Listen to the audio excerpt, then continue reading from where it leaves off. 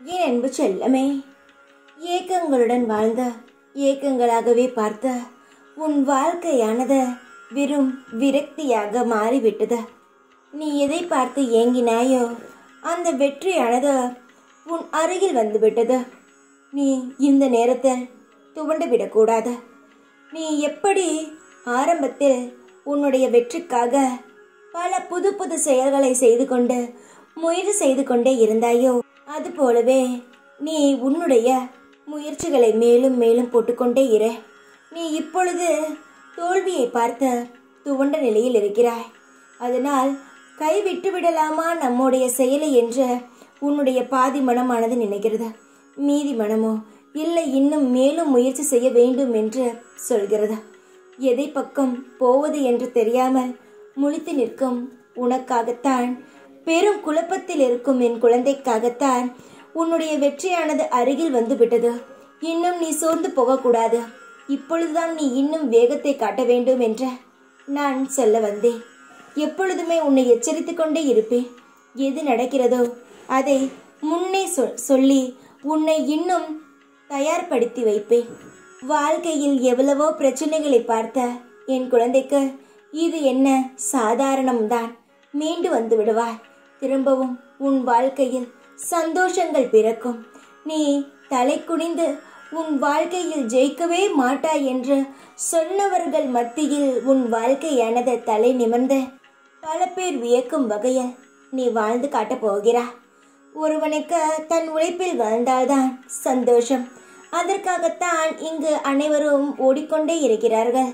சிலர் ஜெயிக்கிறார்கள், சிலர் தோக்கிறார்கள், சிலர் முயற்சி செய்யாமலேயே கவலைப்பட்டு கொண்டு இருக்கிறார்கள். நீ முயற்சி செய்தாய், அதற்கான பலனையும் அடைவாய். இதில் எந்த மாற்றமும் கிடையாது. உனக்காக நான் இருக்கிறேன்.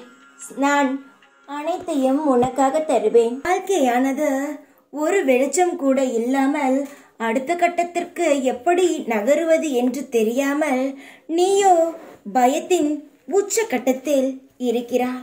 நாளை நிலை எப்படி இருக்குமோ, இல்லை இன்று நாம் நினைத்தது மாறிவிடுமோ, இப்படியெல்லாம் நினைக்கிறாய்.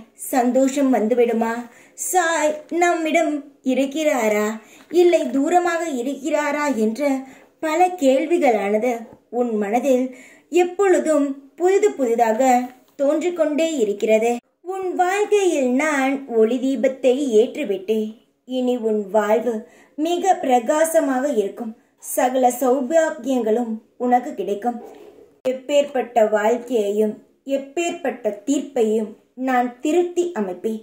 என் மீது நம்பிக்கை வைத்தால் உன் வாழ்க்கையானது மாறும் என்ற ஒரு அசைக்க முடியாத நம்பிக்கைக்கு முதலில் நீ வா.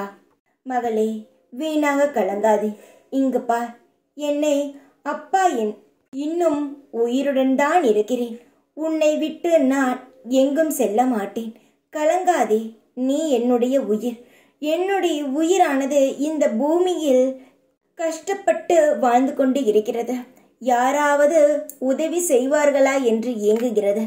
அப்படி இருக்கும் பொழுது என்னுடைய பிள்ளையை நான் எப்படி விட்டு நான் செய்வேன்?